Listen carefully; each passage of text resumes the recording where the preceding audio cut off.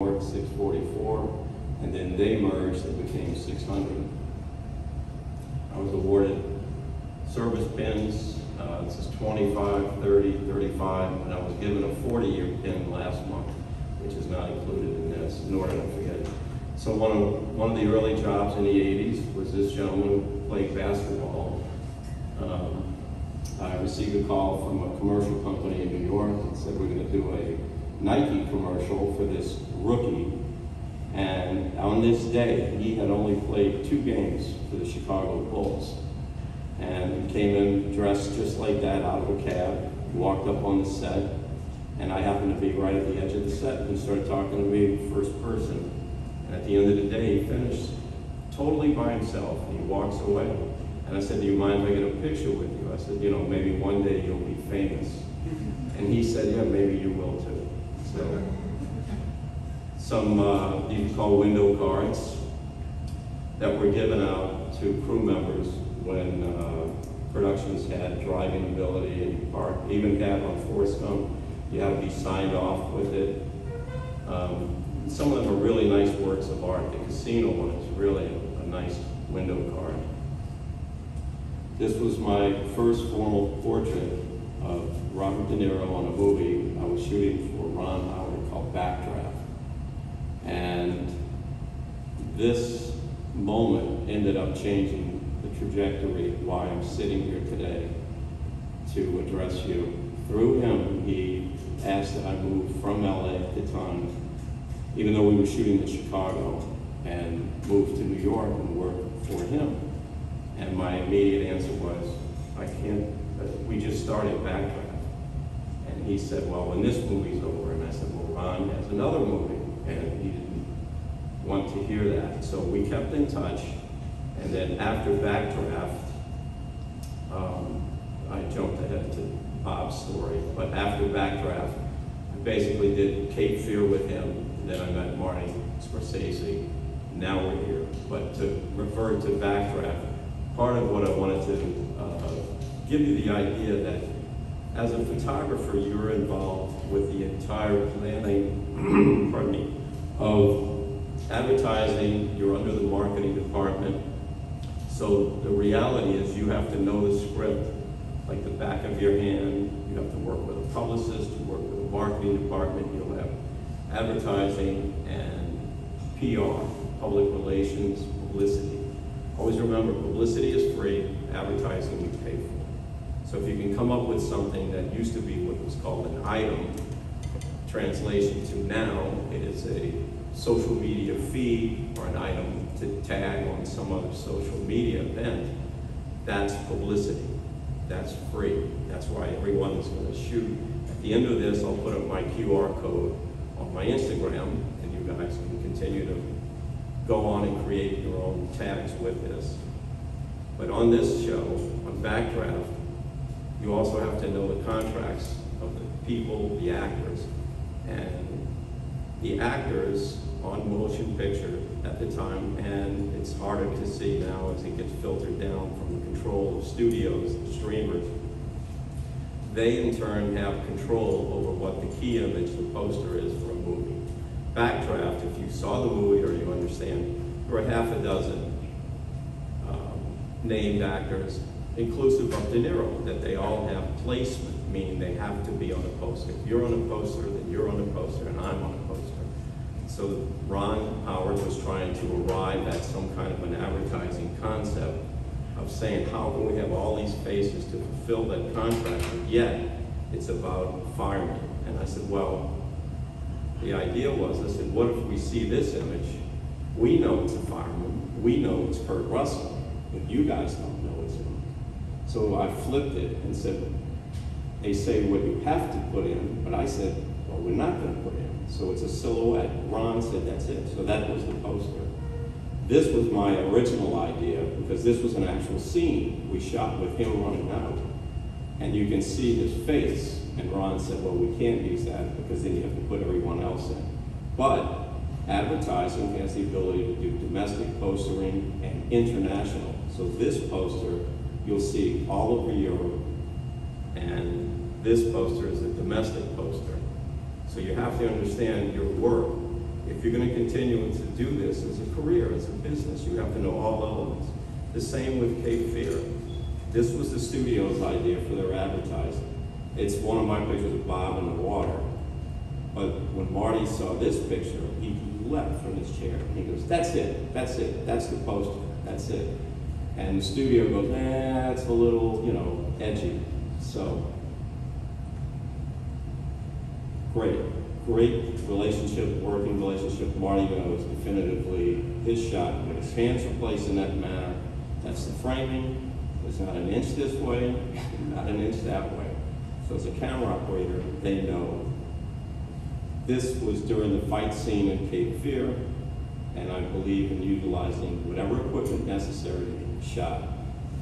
You want to work journalistically, you want to work under all intents and purposes to accomplish the task. The crew was wearing bathing suits, constant water raining on us, etc. I said, how do you get around that? There's no digital equipment at this time. So these are the blimps which I will walk you through for a second. Forget that. So I had an underwater Nikon. I had a couple of them, but there's one model that allows you to use what's called above water lenses. So this was shot with a Nikonus, an underwater camera, and it's what's called zone focus. So you're not looking through, and you have to preset everything, meter readings, etc. And distance. You say, okay, you and I are 10 feet apart, so you set for 10. Nick Nolte throws a punch, and you only get one shot. There's no motor drive. You go click, one frame, it's done. You pray, okay, you wait a week, get the film back. More marketing concept. So this is far and away the next movie in chain with Ron Howard. So we go to Montana for 3 months. We go to Ireland for 3 months, about 2 months. And obviously these two people are going to be on the poster. So that's the first parameters. There were 30 different concepts of posters, but the lower frame in the left of Tom Cruise fighting was a big task, as was the one at the top with the long line of horses and carriage. We had about 3,000 extras. And the top picture is taken with a special panorama camera that the lens rotates around, does 175 degrees, 172. This was one of the rigs for driving around, shooting horses running, Tom running, etc. And if you can see, let's see if I can do this. Does this pick this up on a big screen? Look at the size of that camera, the guy in the front. That's 70 millimeter. So we had 14 70 millimeter cameras that were going. It was film, it's no digital again. So this moment, and to me this was a great accomplishment because you're fighting for it. You had 14 film cameras. How many still photographers, class? So every take, you go around to a different position. So one position was here, one position was on that car, one position was this way, that way. You're constantly thinking and shooting. So I went up to a 100-foot tower and got down. I said, when would you have a photograph looking down on a helicopter? And this person, I don't know if that cursor is showing up, that's Tom Cruise on horse pursuing this gentleman who is Thomas Gibson, who in the characters of the movie are arch rivals to this affection of Nicole Kidman. And this gentleman in the second row is that actor's son. So he and I remained extremely close since that time. And you're looking at the thousands of extras in the back, and you're looking at the helicopter unit. It just was a great production shot. If anyone has, a feeling that you've accomplished something that satisfies advertising and fulfills what the studio's paying you to do, but you accomplish something like this that the director and the camera people just go, this is fabulous. Shoot whatever that's necessary. This is the wide, oops, that wasn't cool. This is the wide lux camera, and this was a 600 Nikon. So it's from one extreme to the other. And actually, this photo was taken by one of the actors and had been given to me. This is a 70 millimeter crane that was used to, long before it had any ability of drones or anything. It was a manned crane unit with a camera.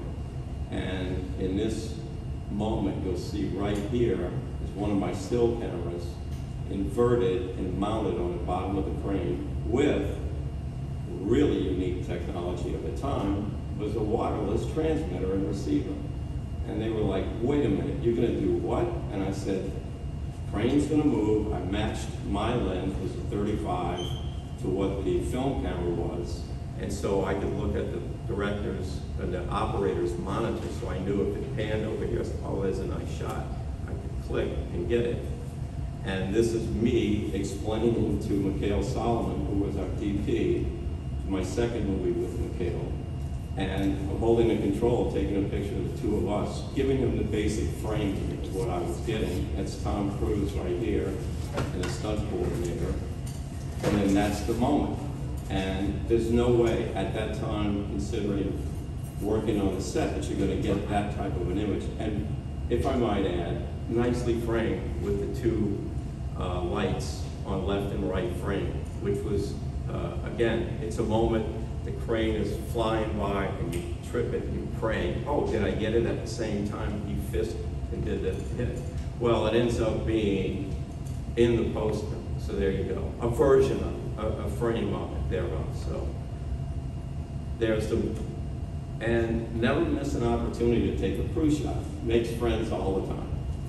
So this is near the end of the job, and we had filmed through coastal Ireland, and this was a smaller unit. We're just getting some second unit shots as Tom Cruise is riding around going to the countryside. And I said, hey guys, time for another crew shot. And we all get together, and I had a big, in those days you had these walkie-talkies that were tremendous on sets. And they kept going, come on, take the picture. I said, just wait. And I called in the helicopter, and I told the pilot where to go in, and it was all very quick. And I said, come in, a little more, and then somebody realized, he said, he's bringing the chopper in. Nice shot. After Far and Away, packed up LA, moved to New York. Walked in because Bob wanted me to work on Bronx Tale. He says, I'm going to be directing my first movie. So this was something from behind the clapperboard, which is a site that really does a great job of showing a lot of production of our work from photographers that provide behind the scenes. And this is a moment where the cameraman is handheld on a rug, and you can see Chaz Palminteri is pulling the rug with the cameraman on it to get that POV shot. And then, again, I say, there's a moment, there's a great production moment. So you gotta do it quick, and you get the slate in, so you wanna think always in those terms. You wanna think what's gonna be an item, what's gonna be a hit shot photojournalistically, how can I do it? Going next to working with John Waters, who's an independent director who's, you know, a master of the entire writing and directing craft of it. We had finished working on Bronx Tale, me, etc., and said, Martin Scorsese was setting up a movie for later that year, but I didn't know the timing, and I called him and I said, I got a call to work on this John Waters movie. I said, what should I do? Never forget advice, always, you know, take advice and never refuse having conversations of storytelling, what this is. You want to walk away with something. Marty tells me, go do it.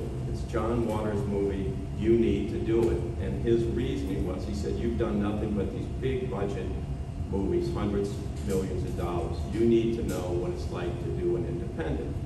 Greatest lesson of all. Day one, 7 a.m. call, he flipped the switch on the camera to start rolling on the first shot at 7:15. We did 54 setups the first day. We were done. 10-hour day. Went back to the hotel and went, this is unbelievable. But he knew systematically how Dave was going to roll. He's gifted with great actors, etc. And so at the end of the movie, and we're shooting film, slides, and work with a publicist. We finish shooting on Friday, wrap party on Saturday. Monday morning at 9 a.m., me and the publicist and stacks of carousel slides, if you remember what those were, 35mm slides. The publicist had been editing as we went along shooting the movie. And a projector, go to John Waters' house, sets up a screen. The whole day is the three of us standing here going through all of the pre-approved images by the actors. Put it all together. Directors have what's called deliverables. They have to satisfy the studio for the advertising and the marketing, etc. But it's their call to edit the material and give the deliverables. So he said, I'll never forget, John had this couple of stacks, now 2 stacks of slides. He said, now I can go sell my movie.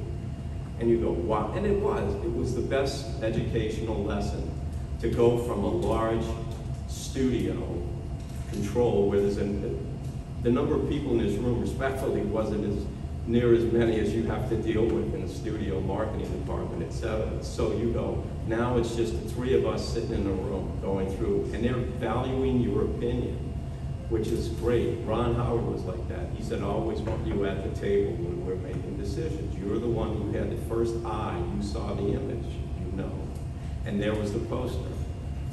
The thing was, I shot this, Kathleen Turner had gone in the closet, and I said, oh my God, and I stopped right there. And I was also shooting multiple formats, Hasselblad, 2 1/4, like Leica, rangefinder, 35mm, reflex, long lens, Nikon. When I saw this, I grabbed the Hasselblad and I said, don't move. Roll through a couple of, and John goes, that's the poster. So, same with this. You look at specific moments. Marty goes, that's it. That's the moment. But you have to be in that position to shoot it with confidence and know and relinquish it and hand it off to someone. This was a great production shot of the wildlife. You've got all of these fans that are creating the wind movement. I look at stuff, and I also take a step back and have a humorous approach to it. You've got to love, this is a wonderful business, but you have to have some humor to it. And I'm looking at this guy, and the sound man. I said, what do you think you're getting with all of the fans running? So then we moved to the next one in line, say Forrest Gump. This was on a dock down in South Carolina. This was the first day Gary Sinise worked on the film. They rolled him out in a wheelchair down the pier to this, and the whole crew, like just the 6 of us that we could get on this little pier, just froze. And I'll never forget, one of the guys turned to me and goes, oh, I don't believe it. They hired a guy without legs. You know, it was so believing. It was so good. It was unbelievable. But no, Gary, you know, had starting his career as well, and respectfully, people were like, who is this again? You know, that'll happen. This was like an incredible experience of time.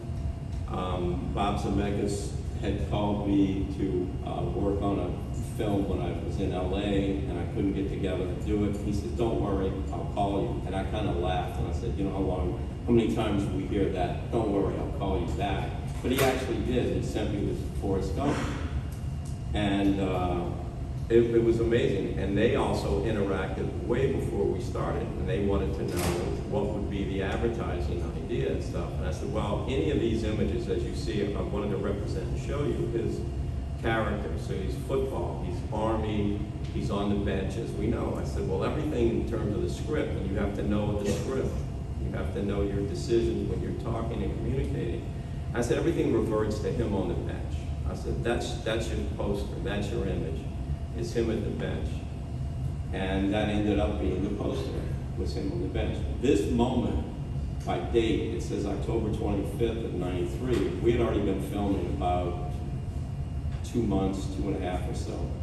And so we get to Savannah, Georgia, we're gonna shoot this. And I'm seeing, and I know this is the beginning of the film. And I would hope someone in the room has seen the movie. And I said, right before we rolled, I leaned over and I asked the cameras, I said, let me have the slate. And I leaned over and I put it in Tom's hand, leaned back, and I shot this picture, pulled it back, and they said, roll. We shot the tape. And when it was over, Tom goes, Phil, he goes, what was that about with the slate? And I said, Tom, I just looked at the slate and it hit me for a moment. It said, scene 1, take 1. I said, you know, one day this movie will be a great movie and this will be a famous picture. And you have to say it with the affirmation and confidence. That photo, once subsequently when the movie came out, Paramount blew this up 2 stories high in the marketing department at Paramount on Melrose. So when you walked in, it was blown up the side of a building.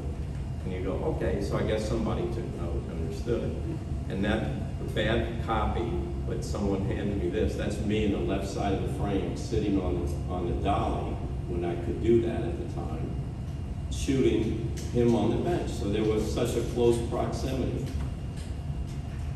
This was another one of shooting something and just get through it and make it happen. I was riding on an ATV with the Steadicam operator. You're shooting film and I'm holding this device, something that's an iteration from that. But you're shooting with it. You're not looking through it. I'm holding it down here. I'm guessing the distance. Oh, it's about 12 feet, this, that, the other. And you're bouncing around and you have a roll of film and you know you got 36 moments that you're gonna have to capture. But this run, Tom's not gonna do the run a couple times, so you go, I don't have time to reload, this, that. And then you gotta wait a week or so to get the pictures back. Picture came back when I saw that moment of him running.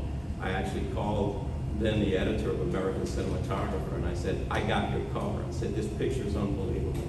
And it's framed in a way, and I was telling him on the phone, this is months and months and months ahead of time. But that's also the public relations of it.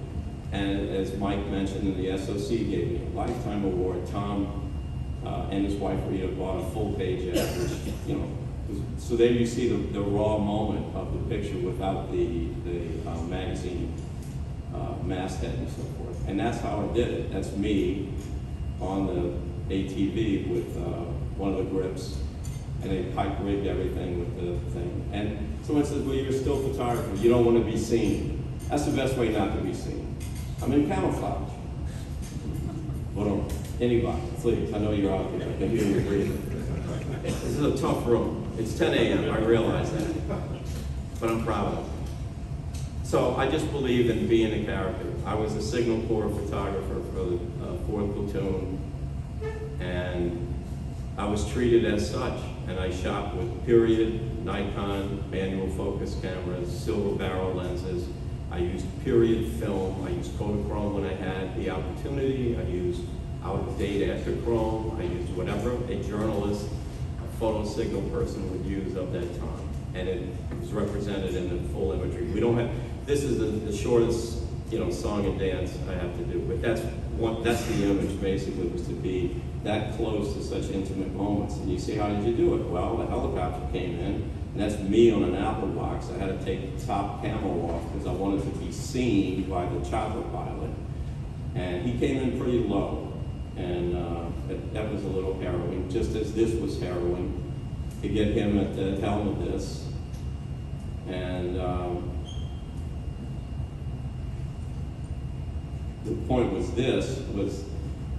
again, if you've seen the movie, it's just torrential rain like you just can't imagine. And the special effects guy showed up and he says, I think I found the best way to make the rain. He bought a jet engine, mounted it on a trailer, brought it next to the boat, put a 6-inch water hose in front of it, and we're all standing around and I'm going, what's the thrust on that engine? He goes, about 50,000 pounds.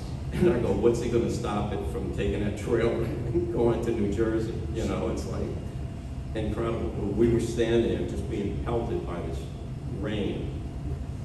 Then it moved to Casino. We're gonna talk about having intimate moments to do the poster coverage. The shot of Joe Pesci and Bob were taken as a setup, meaning I was given time to set up a backdrop while we were filming in Vegas.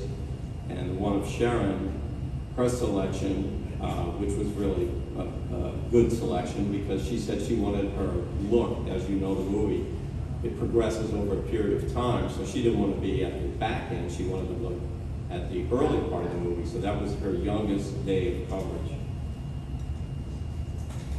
I used to make up mailing cards, all part of business for yourself. You want to have some way to get you, when your work is done, when it's almost finished, come up with a card. Oh, there's something called the US mail. You can put stuff in it in lieu of going to Instagram and creating something, but that's what this was about. And that's how close I was able to operate my still camera beneath the matte box. Somebody in the set took this. Marty was lining up a shot.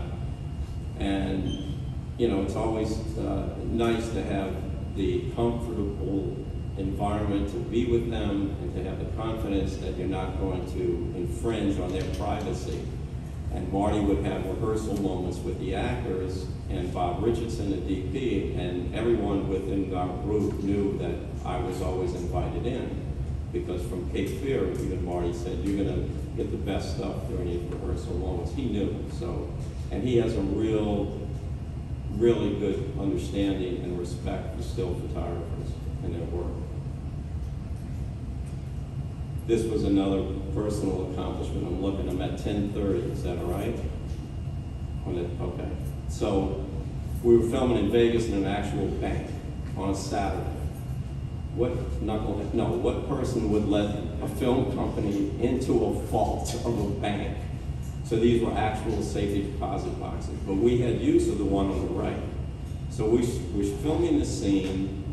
I'm in the corner, like pressed in that right angle of the room, and Bob and Sharon are stuffing the boxes with money, if you've seen the movie. It's so overstuffed, and they place it into the rack with the rest of the boxes. So they said, okay, now we're gonna do take two. So this is a personal moment for me, that those two guys on the right are prop men, and they're sweating. They can't get the box out. It's literally jammed in, and they've got screwdrivers and tools. And I'm just laughing, and I'm going, how's it going, Dennis? And he looks over, and he's like, you know, like, this is it. And I just had the wide lux. I would keep 3 or 4 cameras with me, and I just took the wide lux and got all the way against the wall, and I just said, you go all the way from the left to Bob Richardson behind the camera, to Marty talking to the actors, to these 2 prop guys just sweating their heads off, trying to get through it. Always be ready for something. Pleasure of all, Don Rickles, God bless. Just the funniest, obviously, but just, he could pick on anyone, anybody. He did 45 minutes on me one time, chopped me to bits, just tore me up. And Marty was in tears. It was just a lot hilarious. Again, production moment. Tell the second assistant standing there with the slate, I said, do you mind just turning the slate around? So right away, you've got an identity to the photograph. And then that's the close-up. That's the scene coverage. So that's the production. That's where everybody's standing on the day. And that's how, you know, I have to fish my way and thread a needle and find the shot. Then I went to Greece, and I had that bloody blimp around my arm. And, you know, dressed down to color code appropriate Santorini, but you have to have a blimp. This was shooting the poster for a movie, and I was shooting Hasselblad with a digital back at the time that we were on, you know, there was no camera store around the corner, so I had to rent everything in New York and ship it there. And 2 days before I left, I asked the assistant, you know, I said, we're gonna go over the equipment package, and he said, you know, we should rent a second back. He goes, we're going to be on this island, and even though I had films, the back, I said, I think you're right. So we brought 2 digital backs, and we needed them because digital was just coming into its own. And as you know, I'm sure 99% of this room shoots digital, but when you're in the medium formats, the backs will overheat beyond what you think your little charger is overheating. These things would just, and they would shut down. So I was shooting at hot temperature, and then I realized this thing is overheating. I'd hand it off, and he'd hand me another whole. I had 4 Hasselblads. He had one already prepped and ready with the same lens, so you could continue to shoot, and you had to let one cool down. Just was, we were working towards trying to accomplish something with the actors on the movie. This is timing. This is, again, knowing the full delivery of what you are, your job, classification, obligation. You have to come up with something that's called the first look for television work, for film work, what it was like. We put people together, we're investing money in our movie, we want that word out. Now it's like immediate, obviously, due to social media and full internet infrastructure of it. Filming this movie, the actors went to first position, and we were going to film them walking across a room, literally from that door back there to here. camera was here, and they were like at that end of the room. And I said, wait a minute, that's it. And I ran down, and I saw this moment of just them standing at the ready to be cued and start walking. I said, don't move. And I was shooting a Hasselblad and a digital camera and the film. I was just like taking the time, just get on the camera and shoot it. Come back, I downloaded a quick digital shot, went on the computer, set it up, sent it to the director, who had only known me about 24 hours at that point, because HBO put me on a movie. It was a 5-part series called House Plumbers. And I was the guy, you know, that you brought into. It wasn't, say, an actor hire or a director hire. I was the studio hire. So he only known me 24 hours. And they called me on the set, and they go, the director wants to see you right away. And everybody's like, oh, what happened? And he comes up and he goes, he looks at me and he goes, when did you do this? And I said, about 25 minutes ago. Where did you do this? And I said, this is down there. And it was really funny. I loved it. I loved it. He just kept looking. I said, you have to get it to HBO right now. This is your first look. This is the shot. Trust me, believe me. I've worked with these people for 40 years. I know this. They believe in me. I believe in them. This is it. Talk, this, that, this. Boom, okay, boom. So deadline runs it. There you go. You know, but when you see something you believe in, and from that to this day, that director knows that if I say it, you're going to listen. And they understand, and you respect that. You're not abuse it. You're not stepping where you don't need to step. But you have to know. I wouldn't have done 25 movies with De Niro and Scorsese if I stepped on some toes, respectfully, to what our craft is and what our position is. These are moments also you have to think ahead. I'm thinking campaign for this White House plumber and everything. So I wanted to mimic, and I also follow many, many photographers. I respect all of your work. There's nothing you can do that's going to show me something that I grossly would be offended by or say, you don't know what you're doing. I had an art professor one time, 50 years ago, go and look at somebody's work and go, you should be a plumber. And he handed the guy back. And then I laughed and said, well, the guy's probably making more money than us. But, you know, and he's nodding. But there's a Greek photographer, Polytone. Does anyone know that name? Does anyone know his work? Okay. So it's a very specific type of lighting, Hasselblad, certain lens, etc. And I thought, I loved the look of it. This was 2 years ago, 2 or more years ago, and I said, I wanted to look at it and do this. I wanted to mimic his lighting, so I researched and everything, and that's what I came up with. And yes, okay, ooh, sorry, the carpet's in the bottom and there's a chair. Doesn't matter, doesn't matter. It has to do with relative distance, subject to lens. Yes, you're gonna crop it at the coat line or something. But the point is, if I cropped it in the lens, if I moved in, the perspective would be wrong. I wanted the perspective to be that. This is a shot the director specifically wanted. He says, I want to see both of them in the safe with Woody doing this stuff. So you gotta make friends with the cameraman, and especially a dolly grip. You go pull the dolly back, jump in and get the shot. These are the film cameras I use. When HBO contacted me, I just left and I said, I know this work inside and out. I want to shoot it. It has to do with the Watergate hearings, etc. So I maintain continuity to stay with shooting actual film cameras.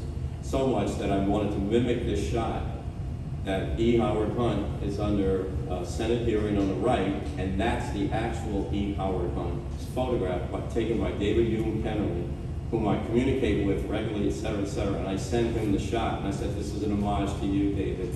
I tried, and I mimicked even the tree lights in the left corner and the right corners of the frame, and the chandeliers and the whole thing. And he goes, you nailed it. So that was a good thing. This is what a wide lux frame looks like. Raw shot. Always know when you're shooting, you want to see head to toe. This makes the wardrobe people very happy because their costumes are shown. This is historical footage based on the plumbers being arrested. Take a moment while the actors are just hanging out, waiting to do something. Something was on the wall I didn't like. So due to digital, I could key in something that just says the name. This was a moment that was completely lit with those two mag lights. So when we were shooting the scene, I said, boy, if you guys could like flash your faces every now and then. This is also mimicking historical footage, using film cameras with flash. But note, look where the two film cameras are, where he's holding the A camera on the left side of the frame, and that's the B camera. So I have to fit in between those two matte boxes to get that. So you understand also space. And this, on the far right, you can see just the edge of a matte box. I left it in there. You want to be thankful for extras doing their job perfectly and timing. This was a moment as they were coming down the stairs. I used a bare bulb flash on it. I said, this looks like the exact shot when Gordon Liddy and they were coming out of the courtroom, and it was in a time. This was an actor, F. Murray Abraham, who plays John Sirica, who's the arraignment judge for the Plumbers. That's the real Sirica. So you want to be thankful for makeup and hair people. This is a rooftop shot of the executive office building and the White House on the left. We were the first film unit that was allowed up there. They allowed 10 people on the roof for 20 minutes. The Secret Service had red dots on most of the people. But if I said that there's 10 people on the roof, who in my class? Number 11. So I start to go up, and they go, you can't go up there. I said, I'm getting this picture. I'm standing my ground. This has never happened. We're gonna memorialize this. This is called a rickshaw. Steadicam shoots walking people coming down the street. You see that? This is a news paparazzi shot. That's me in between the grips, and that's how I got the shot. So that's me walking along the Steadicam, and that's the moment. Historical. Period color negative film. Look at it. Looks great. That's the actual shot from the day. G. Gordon Liddy in '72. That's him 2 years ago, the actor.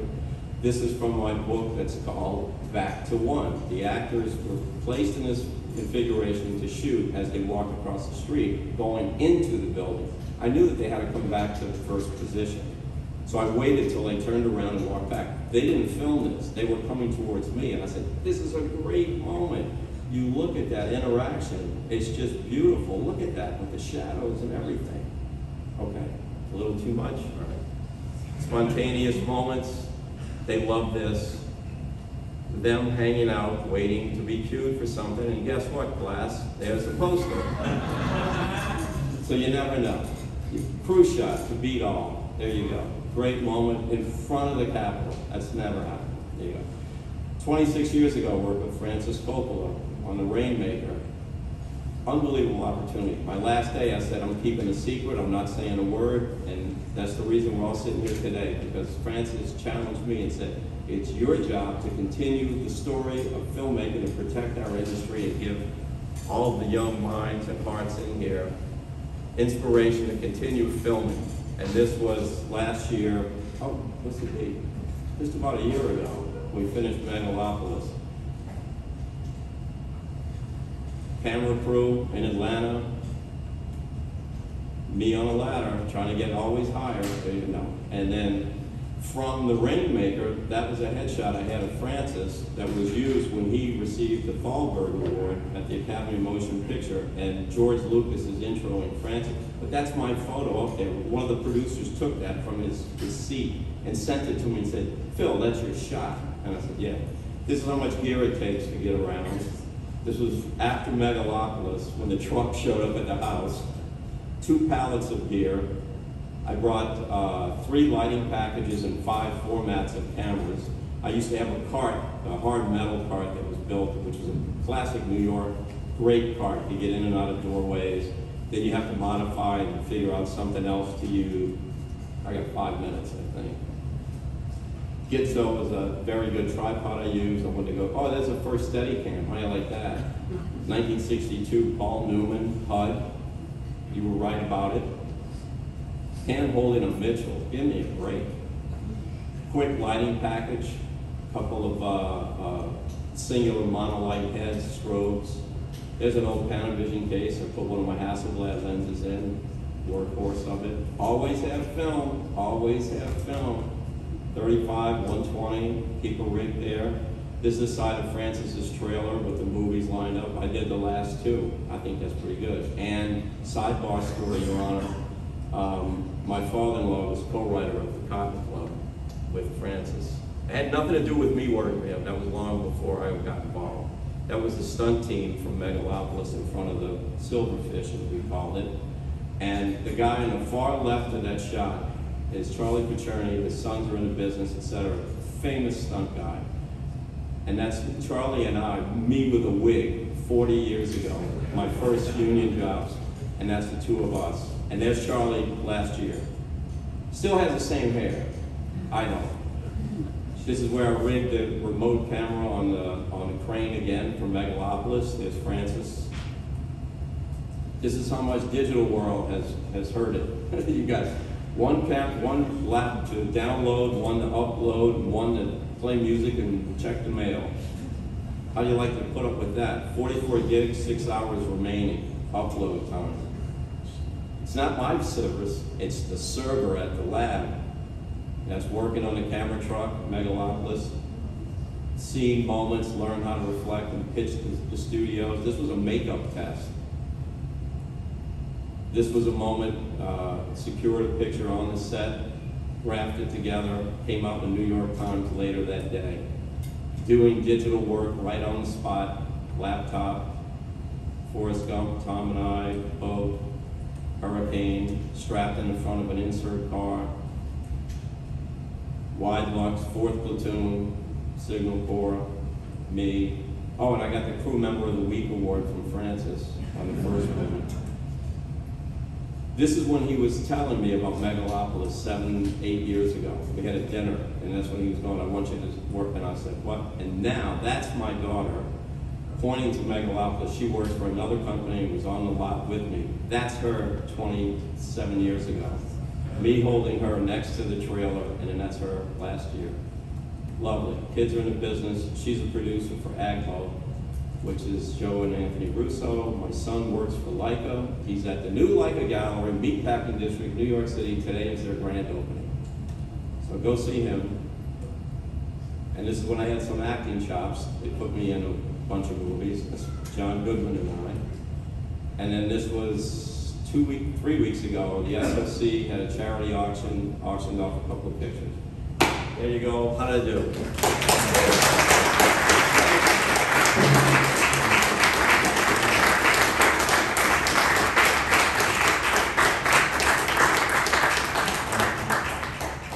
Now, I'm going to hang around because they said leave time for Q&A. I got a minute. So but the thing is, I'll be here, but I've got to do some other stuff, and I'm going to yield the floor to the gentleman from West Side named Mike Polinsky, I would imagine. I yield the rest of my time to gentlemen. What else we got? Yeah, we'll do a little Q&A. You got a little Q&A. Oh, okay. Just a little one. It makes it a little cute, lowercase.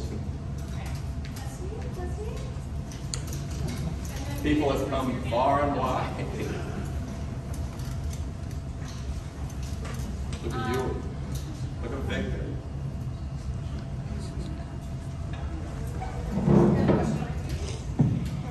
What do you want to say? Questions? Hello, how's it going? I would just love to hear some advice for anyone who's looking to get into the industry. For example, I've worked in the industry, I've worked in camera and lighting, and then I've done photography on the side, and I've had this aha moment where I've been very interested in just this world. So anything you got, I'd love to hear. Are you a good photographer? I think, yes. No, that wasn't. Yes. I mean, of course, your confidence. I didn't sell it. Sell it a little bit. Why don't I send you my stuff? I will be respectful. I'll look at it. I've done that. I've mentored. I've worked with people as well. I will be more than happy to look at your work. I love that because I got a million questions for you. That's good. We'll follow up. Look, you can't, who else reveals it all? There you go. So start it. See me walking around. I'll be glad to. Okay. If you've been on a set, you know what's going on. Yes. All right. So you're just saying, okay, here's the allure of it. Now there's a financial responsibility to it. You're going to take a big nut to go through. These things were $1,000 a piece when they were out. They're not worth the money that anybody want to buy it. It's like they're not worth hardly anything for that. The metal on it, you go to the salvage yard. The number of computers, you saw the gear. You need to be that up to date, responsible, as well as the confidence in shooting, is that if you see something, You have to judge, oh my God, where she's standing is perfect in that light. You go, that's great, and you have to think. You don't have to sit here and look, okay, what am I gonna decide, set? It's gotta be preset and shoot. They're not gonna wait for you, as you know. Next, I respect the question. Are you on a film every day, and then do you get any kind of a cheat sheet on the actors, the way they like to be photographed, or different angles? Or... Good question. Features, pretty much yes. Television is an as needed due to my union, but you know that was given up at some time, and so yes, on being on set every day, you have to interact. You got to be there. You got to know, and you may or may not hear from either their publicist or the person going, I want to be photographed on this side or certain side. So there are parameters, yes. I'm trying to just keep, you know, I'll talk more. Go. You had some. If you don't mind just speaking for the mic so we can capture all your wonderful questions on recording. Quick question, that BTS shot underwater Nikonus, was that a Nikonus 5 by chance? I'd say it was a 4 and 4. Okay. 4 or 4. That's fine, a long time ago. So Yeah. Cool. Got it. It worked though, didn't it? There you go. All right. Yes. Continuation. Do you deliver every day, or Deliver. your images? Well, it has to, in this day and age, it has to be uploaded to a server, or else it's like you're just, you know, you're at the beach moving sand. It just keeps coming every day. So if you don't put the 66 gigs up today, it's gonna happen sometime. So that part, where in the old days, you shot film, you put the film in a bag with the notes to the lab, and you went out and had dinner with the crew. You know, you wait for the contact sheets. Now it's like you're driven, you're slave to this. Anything. This gentleman, oh. Where's your martini flag? Anything? Anything? This gentleman is a grip, local 52. When I first moved from LA to New York, we met, but he had been working on Scorsese's movie decades before. He was on Taxi Driver. Great gentleman back there, waving, sorry. I see you were very close to most of those, you know, scenes. You can stand, I can't hear you. You were very close to all the action you were shooting, you know, right on time. I try to be. Are still photographers allowed that kind of closeness to the action today, or are they more or less relegated to being standing back where?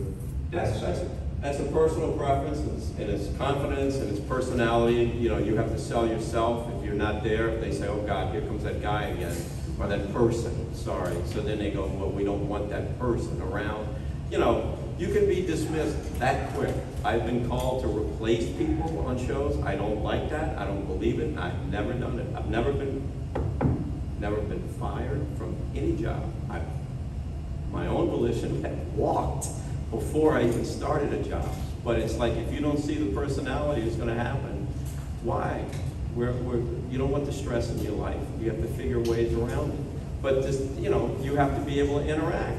You have to, you know, learn the grips and the camera people and so forth, and you have to interact with them. The old days, we could get pictures out and virtually, you know, keep everyone happy. They know why you're there.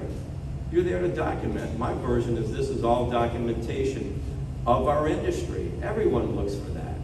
Okay, I've overstayed my welcome.